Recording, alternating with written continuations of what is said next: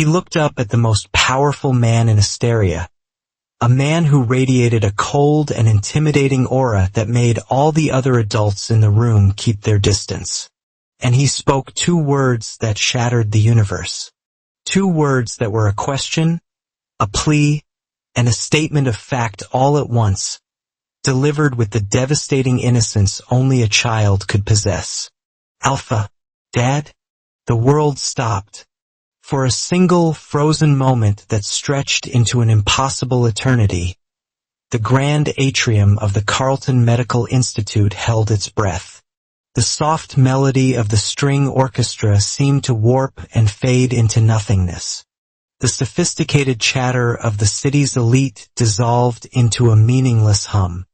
There was only the tableau, the titan of industry, his face a mask of utter, profound shock, the small child gazing up at him with eyes that were a perfect, luminous mirror of his own, and across the glittering expanse, the Omega, his face a canvas of pure, undiluted terror.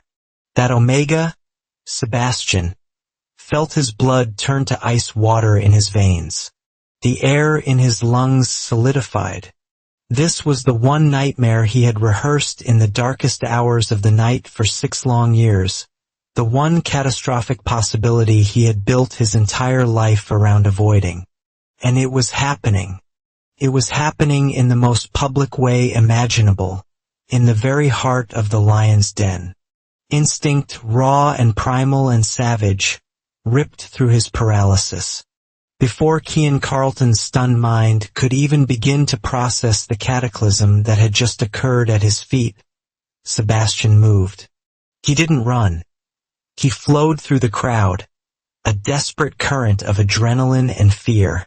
He was a ghost, a shadow, his only purpose the small boy standing in the orbit of a black hole. He reached them in a heartbeat, scooping James into his arms in a single, fluid motion. He buried his face in his son's silky, dark hair, shielding him, hiding him, trying to reverse time with the sheer force of his will. "I'm so sorry," he stammered, the words tumbling out, directed at Kian, but his eyes were fixed on a point in the middle distance, unable to meet that cold, silver gaze. He gets away from me sometimes. My deepest apologies for bothering you." He didn't wait for a reply, for a question, for an accusation. He turned and fled, melting back into the sea of oblivious, champagne-sipping guests, making for the grand exit as if the hounds of hell were at his heels. He didn't dare to look back, but he could feel it. A burning metallic stare boring into his back. A brand of heat that seared through his cheap sweater and marked him to the bone. For Sebastian, the journey to this moment had begun on a train that felt like a betrayal of his very existence. It was a silver bullet, a sleek, silent machine that devoured the countryside with an efficiency that was entirely alien to him. For the past 6 years, his life had been measured by a different clock, a slower, gentler one. It was the rattle and wheeze of old buses navigating winding coastal roads, the rhythmic, hypnotic chug of ferries smelling of salt and diesel. That life was simple, quiet, and most importantly, safe. This train, this vessel of Asteria, was a machine of the future, a future he had desperately tried to outrun. Outside the triple-paned window, the pastoral landscapes of his refuge blurred into an impressionist smear of speed. The green hills and blue waters of the provinces, the last vestiges of a life he had carefully constructed, were being swallowed by the horizon. Beside him, his son, James, was a ball of pure excitement. He pressed his small face against the cool glass, his fingers splayed as if he could reach out and touch the fleeting world. "Papa," he'd exclaimed, his voice a bright spark in the quiet carriage, "the trees are trying to race us." Sebastian had managed to smile then, a soft, weary expression that was as familiar as his own reflection. He reached over, brushing a stray lock of dark, impossibly soft hair from his son's forehead. "They are my little pilot, and I think we're winning by a lot. The train is too fast for them," James declared with the solemn authority that only a 5-year-old can truly command. His eyes, a shade of startling silver that seemed to absorb and reflect the light, shifted from the speeding scenery to his father's face. "Is the city this fast, Papa?" "Faster," Sebastian had admitted, his voice a low murmur that was almost lost to the hum of the train. "And much, much louder." James mulled this over with a serious frown. "Are the buildings really taller than the big cliff back home?" "Taller than 10 of those cliffs," Sebastian confirmed, all stacked right on top of each other. His son's silver eyes widened, a perfect, breathtaking mixture of awe and disbelief. That was James at his purest. A spirit of boundless curiosity, a heart overflowing with wonder, and Sebastian's own heart, filled with a love so fierce it was a constant, physical ache, clenched in response. It was for this small, wondrous boy that he was on this train, hurtling towards the one place on earth he had sworn an oath to his own soul never to see again. Asteria. The name was a splinter of ice in his gut. It wasn't just a city. It was a monument to a man's ambition, a sprawling forest of glass and steel that clawed at the sky. It was Cian Carlton's city. 6 years had passed, 6 years of rebuilding himself from the ashes. But the name still had the power to steal the air from his lungs, to make the world feel thin and fragile around him. He unconsciously rubbed his left wrist, a nervous habit so deeply ingrained he no longer even noticed it. Beneath the worn cuff of his simple sweater, a faint, silvery mark shimmered against his skin. A bonding scar, an alpha's claim on his omega.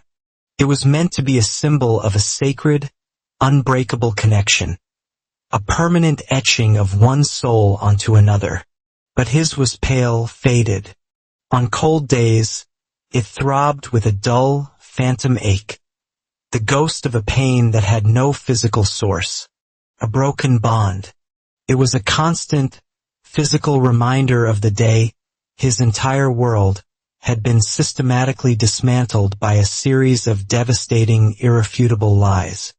As the train began its final approach, the landscape outside underwent a stark transformation. The rolling green hills gave way to gray, industrial complexes, which in turn yielded to the sprawling, orderly suburbs that acted as a buffer to the city's heart. Then, the first of the great towers pierced the low-hanging clouds, their crystalline peaks glinting in the pale light. Sebastian felt James tense beside him, the boy's small body humming with a nervous energy that mirrored his own.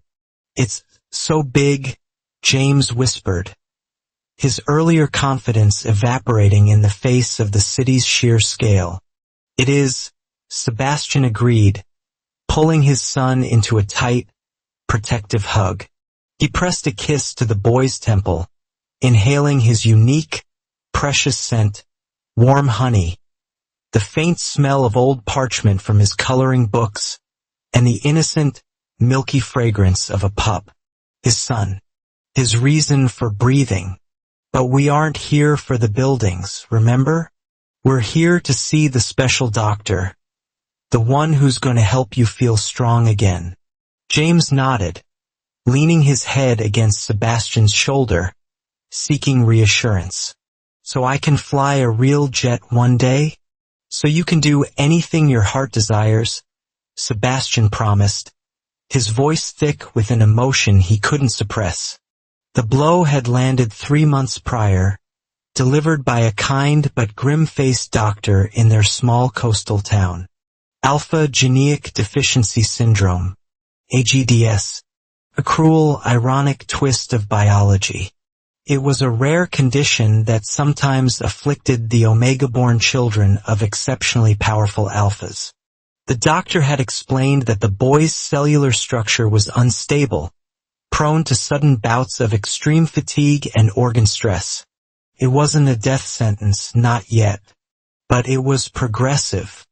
Without a highly specialized, cutting-edge form of gene therapy, James's future was a map that was rapidly shrinking, its borders closing in.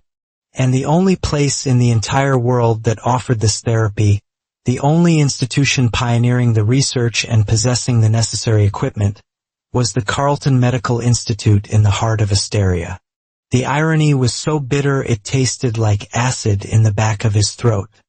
The very family that had cast him out, the man who had branded him a traitor and erased him from his life, now held the only key to saving his son. Sebastian had spent weeks agonizing over the decision, his nights stolen by a rotating storm of terror and old, impotent rage. But in the end, it was never really a choice. For James, he would walk back into the fire. He would face the ghost of Cian Carleton. His plan was born of desperation. Get into the city, find the specialist, a man named Dr. Eris, and plead his case. He would offer the meager savings he had scraped together, promise to pay the rest for the rest of his life. He would beg. He would grovel. He would do anything required of him, as long as he could keep his son a secret. Cian could never, ever know he had a son. The train hissed to a final stop, its doors sighing open and releasing the city's roar. It was a cacophony of automated announcements, the low rumble of maglev platforms, and the indistinct, overwhelming sound of a million lives moving in unison. "Ready?" Sebastian had asked, his voice far steadier than the tremor in his hands. James squeezed his hand, his silver eyes wide as he took in the bustling platform. "Ready, Papa." Sebastian had taken a deep breath, squared his shoulders, and stepped out onto the platform, holding his son's hand like an anchor in a raging sea. They were a two-person island against the indifferent, crushing tide of Asteria. Meanwhile, 110 floors above that relentless city hum, Cian Carleton presided over his boardroom. The only sound was the quiet, dangerous slide of a stylus across a datapad. Cian never raised his voice. He didn't need to. His silence was a weapon, one he had honed to a razor's edge over years of brutal corporate warfare. He sat at the head of a monolithic obsidian table, the city sprawling beneath him like a conquered map. A dozen high-powered executives, all formidable alphas and betas in their own right, sat in a state of suspended animation, their gazes locked on him. "Mr. Henderson," Cian began, his voice a low, calm baritone that sliced through the tension like a blade.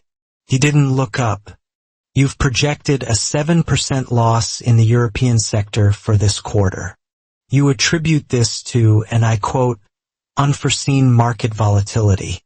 A portly man with beads of sweat glistening on his upper lip cleared his throat nervously. "Yes, sir. The energy crisis in the Eastern Bloc has been. The energy crisis was predicted 18 months ago in a memo sent directly from this office," Cian interrupted, finally lifting his head. His eyes, the exact same shade of polished silver as a winter sky, were devoid of any warmth or emotion. They were simply instruments of cold assessment. The volatility wasn't unforeseen. It was ignored. Your strategy was lazy, your contingency plans were non-existent, and this report is nothing more than a pathetic exercise in deflecting responsibility. You have failed. The word hung in the sterile air, cold and absolute. Henderson's face went from pale to ashen. "The board requires results, Mr. Henderson, not excuses," Cian continued, his tone flat and unchanging. You have until the end of the fiscal year to reverse this trend. If you cannot, your replacement will. He looked back down at his datapad. A dismissal as clean and brutal as the fall of a guillotine. The meeting was over. The executives filed out, their collective sigh of relief almost palpable. They respected Kian. They feared him, but none of them truly knew him. He wasn't a man so much as the living embodiment of the Carlton legacy. A ruthless, calculating alpha who had tripled the company's value in the 6 years since his father's death. His personal scent was as sterile and sharp as his office. Ozone after a lightning strike, clean, charged, and utterly untouchable. Alone, Kian rose and walked to the floor-to-ceiling window, gazing down at his kingdom, his prison. For 6 years he had meticulously built this empire, brick by digital brick. He had purged all weakness from his company and, more importantly, from himself. Emotion was a liability. Trust was a currency he no longer traded in. He had learned that lesson once, and the education had been exquisitely brutal. He never allowed himself to think the name. He thought only of the betrayal. The designer. The brilliant, soft-spoken Omega with eyes the color of warm whiskey and a scent like autumn leaves and sun-warmed honey. The only person Kian had ever allowed past his formidable walls. The one he had secretly planned to build a future with. The one who had taken his trust, his corporate secrets, and sold them to their most bitter rival. The evidence had been damning and irrefutable. Forged emails were one thing, but the audio recordings of his own voice, his own laugh discussing confidential Carlton prototypes with another man. That had been the killing blow. He had erased Sebastian from his life, from the company records, from existence itself. But he could not erase the ghost. Sometimes, in the dead of night, or when walking through a crowded street, he would catch it on the wind. A phantom scent. Honey and fallen leaves. It was a cruel trick of his own mind. A sensory hallucination born of a wound that had never truly healed. It left him with a deep, gnawing emptiness. A low-level hum of dissatisfaction that no corporate victory, no matter how spectacular, could ever silence. The alpha in him, the primal part of his soul that craved a mate and a bond, was a starved and restless beast he kept locked away in a cage of logic and control. He would attend the gala. He would shake the hands and smile the empty smiles, playing his part as the benevolent corporate titan. It was just another calculation in a life that had become an endless, joyless series of them. And so he found himself there, in the grand atrium of the Carlton Medical Institute, a veritable cathedral of wealth and power. 3-story high walls of shimmering crystal displayed holographic art that flowed like captured nebulae. To Sebastian, standing at the edge of it all, it felt like drowning in champagne and privilege. He kept James's small hand locked in his own, a tiny, warm anchor in an ocean of indifference. His plain, dark sweater and worn trousers made him feel like a specter at a feast, and every curious glance from a bejeweled guest felt like a silent accusation. "Stay close, little pilot," he murmured, his voice tight. "We're on a stealth mission." "Like a submarine?" James whispered back, his silver eyes wide with the thrill of the game. "Exactly. Silent and invisible." Sebastian's target was Dr. Eris, a distinguished-looking beta with kind eyes and a shock of white hair. He was Sebastian's only hope. Across the atrium, Kian Carlton moved through the crowd with the predatory grace of a great white shark, his face a perfect mask of bored civility. And then he smelled it. Faint, almost lost beneath the cloying miasma of expensive perfumes and clashing pheromones. But it was there. Honey. Autumn leaves. The ghost that had haunted his every waking moment for 6 years was suddenly, impossibly, in this room. He froze, his metallic gaze scanning the crowd, but saw nothing. A trick of the ventilation system, he told himself. A phantom of a tired, overworked mind. Sebastian saw his opening. The pompous Alpha talking to Dr. Eris finally moved on, leaving the doctor momentarily alone. This was it. His one chance. James, stay right here for 1 second. Just 1 second, I promise. He let go of his son's hand. It was only for a moment. But for a child like James, a moment was an eternity. The scent that had always been a faint, comforting undercurrent in his father's presence, the scent of home, of safety, of belonging, was suddenly strong, drawing him in like a magnetic current. It was coming from the tall, powerful Alpha across the room. The Alpha whose presence felt like a missing piece of his own soul. A song he'd only ever heard half of. He didn't think. He didn't hesitate. He simply followed. He navigated the forest of adult legs with the single-minded determination of a child on a holy mission. He slipped past a woman in a shimmering gown, ducked under the arm of a laughing man, and emerged right at the feet of the source. Kian was turning to leave when he felt a small, insistent tug on the fine wool of his suit trousers. He looked down, his first thought a flash of annoyance at some careless guest's wandering child. And then his entire world tilted on its axis and shattered into a million pieces. The boy staring up at him was small, with a cherubic face and a messy shock of dark hair. But his eyes, they were Kian's own. The same shape, the same startling, luminous silver. It was like looking at a photograph of himself from a life he'd never lived. And the boy's scent. It was the impossible fragrance of a young pup, tinged with that same warm honey and crisp autumn leaf smell that had just tormented his senses. His mind, the cold, logical fortress he had built around his heart, short-circuited. The logic that had governed his every action for 6 years fractured, and into the cracks flooded a raw, primal wave of pure, unadulterated shock. From across the room, Sebastian's fumbled attempt to speak to Dr. Eris had failed. The doctor was swept away by another group of wealthy donors. Sebastian turned back, his heart sinking with failure, an apology for James already on his lips. James, I'm sore. The words died in his throat, and that was when the nightmare began. His son, his precious, secret son, was standing at the feet of Kian Carlton.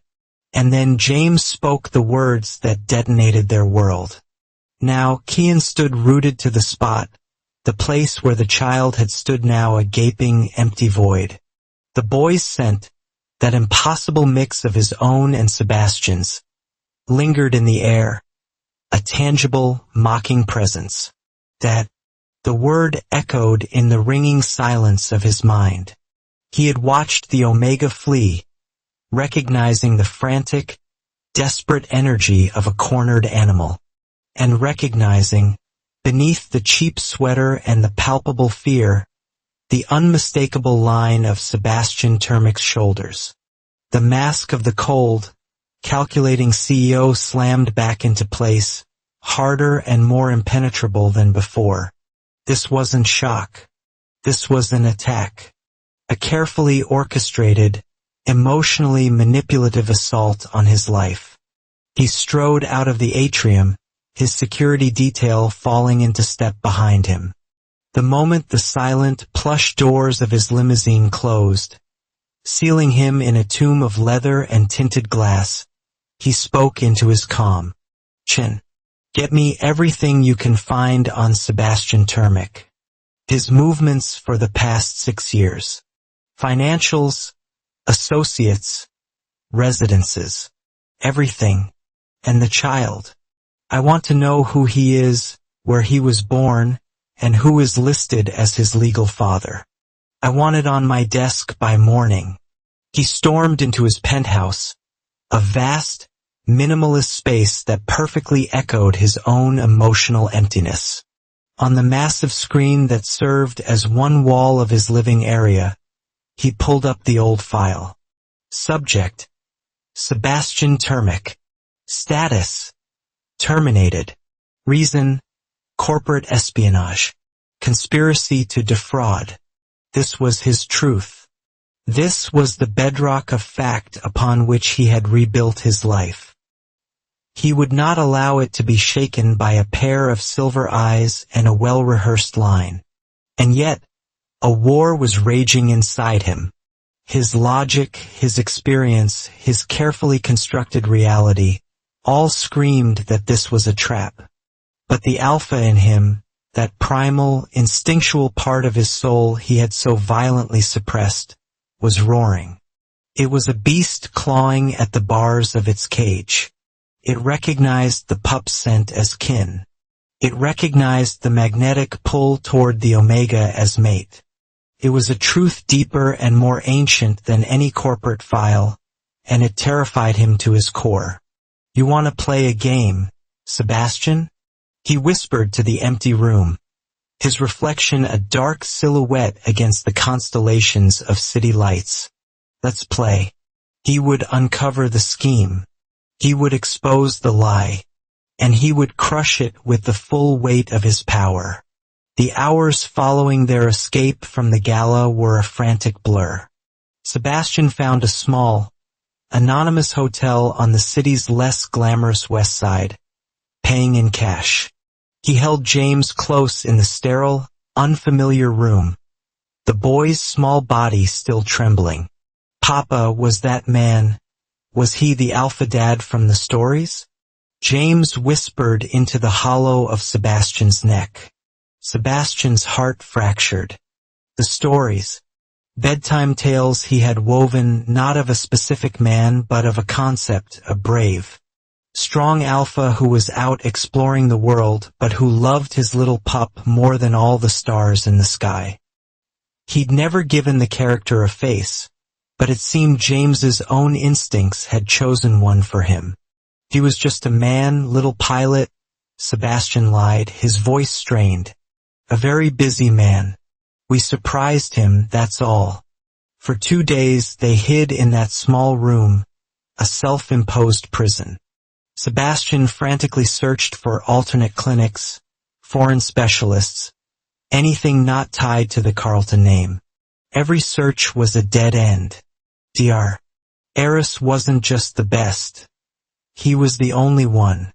On the third morning the crisis hit. One moment James was coloring.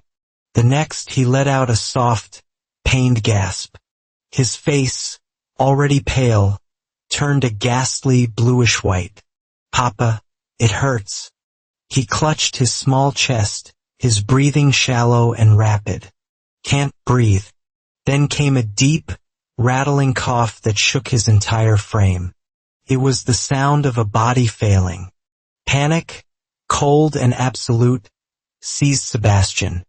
All his plans to remain invisible evaporated. He scooped James into his arms, the boy's body terrifyingly limp, and ran. He burst onto the street, his cries for help lost in the city's indifferent roar. He found Asteria General, a world away from the gleaming spire of the Carlton Institute. The emergency room was a chaotic symphony of human misery. They were rushed into a trauma bay, and Sebastian watched, helpless, as they hooked his son up to a tangle of wires and tubes.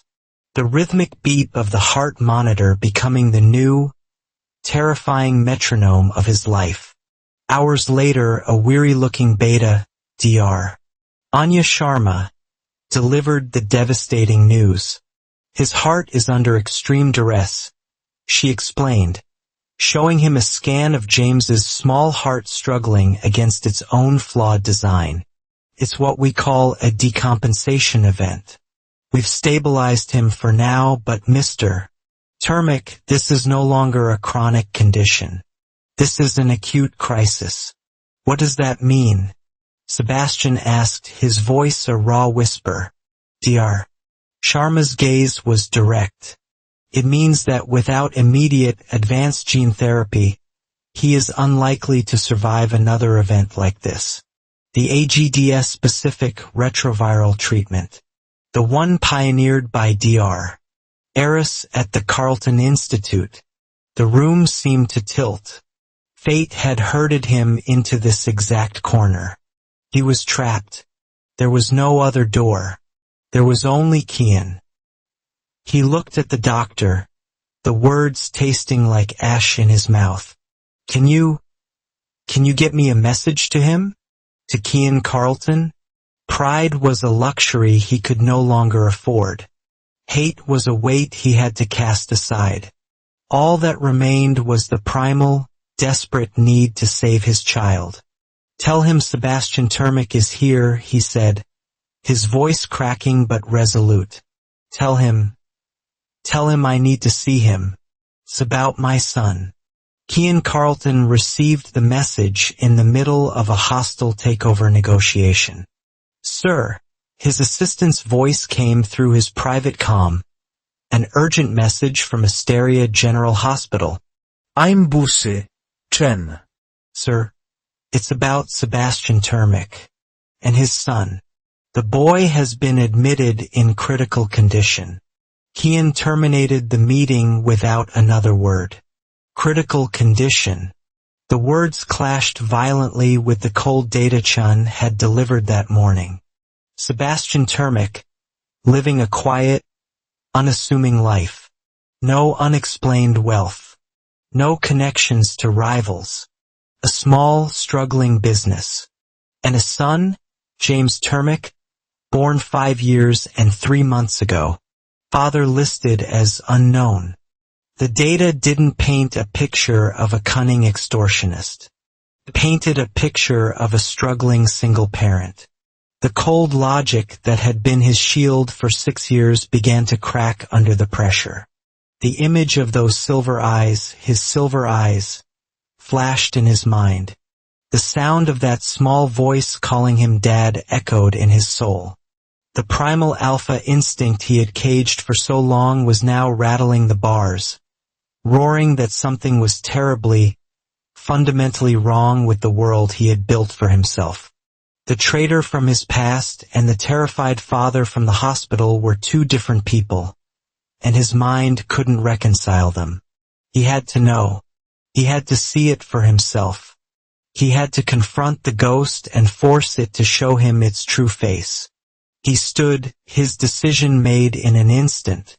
The hostile takeover could wait. The empire could wait. For the first time in 6 years, something other than logic and profit was driving him. Something that felt dangerously like a hope he had long thought dead. Get the car, he commanded, his voice tight. Take me to Asteria General. Now. So, as Kian's limousine sliced through the city streets, a silver serpent racing towards an unknown truth, Sebastian sat in a sterile, windowless room, holding his son's small, cool hand, waiting for the man who held both their lives in his grasp. The man who had once been his everything, then his destroyer, and was now, impossibly, his only hope. What do you think will happen when Kian finally confronts Sebastian in that hospital room? Will the truth finally come to light after 6 long years of lies and pain? Let me know your theories down in the comments. If this story has you on the edge of your seat and you can't wait to see what happens next, please show your support by hitting that like button. And if you're new here, make sure you subscribe and ring that notification bell so you don't miss the next part of this heart-wrenching story. Thank you for watching, and we'll see you in the next one.